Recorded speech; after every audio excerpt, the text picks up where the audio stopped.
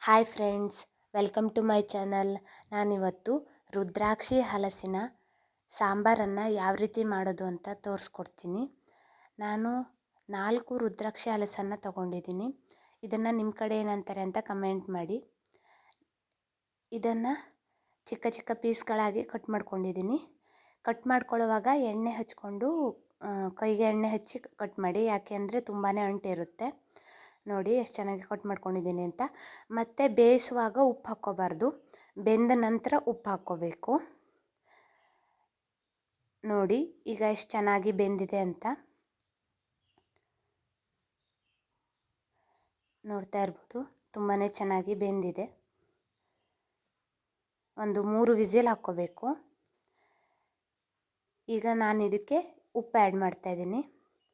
ರುಚಿಗೆ ತಕ್ಕಷ್ಟು ಉಪ್ಪನ್ನು ಹಾಕ್ಕೊಳ್ಳಿ. ಆಮೇಲೆ ಸಕ್ಕರೆ ಅಥವಾ ಬೆಲ್ಲ ಯಾವ್ದು ಬೇಕಾದ್ರೂ ಹಾಕ್ಕೋಬೋದು. ನಾನು ಸಕ್ಕರೆ ಹಾಕ್ಕೊಂಡಿದ್ದೀನಿ.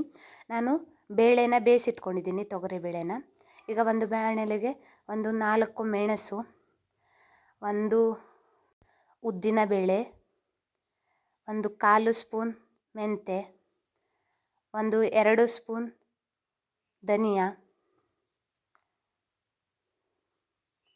ಆಮೇಲೆ 1 ಸ್ಪೂನ್ ಜೀರಿಗೆ, ಆಮೇಲೆ 1 ಸ್ಪೂನ್ ಎಳ್ಳು, ಎಲ್ಲವನ್ನು ಚೆನ್ನಾಗಿ ಹುರ್ಕೋಬೇಕು.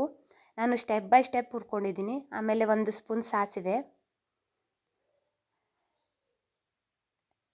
ಆಮೇಲೆ ಒಂದು ಚೂರು ಇಂಗು, ಆಮೇಲೆ ಹುಣಸೆ ಹಣ್ಣು, ಆಮೇಲೆ ಒಂದು ಮುಷ್ಟಿ ಕಾಯಿ ತುರಿ. ಇದಿಷ್ಟನ್ನು ಹಾಕಿ ನುಣ್ಣಗೆ ಪೇಸ್ಟ್ ಮಾಡ್ಕೋಬೇಕು. ನೋಡಿ ಎಷ್ಟು ಚೆನ್ನಾಗಿ ಪೇಸ್ಟ್ ಆಗಿದೆ ಅಂತ. ಈಗ ಇದನ್ನು ಮಿಶ್ರಣಕ್ಕೆ ಹಾಕ್ಕೋಬೇಕು. ಈಗ ಚೆನ್ನಾಗಿ ಕುದಿ ಬಂದ ನಂತರ ರುಚಿಕರವಾದ ರುದ್ರಾಕ್ಷಿ ಹಲಸಿನ ಸಾಂಬಾರ್ ಸವಿಯಲು ಸಿದ್ಧ. ಒಮ್ಮೆ ಮಾಡಿ ನೋಡಿ. Thanks for watching.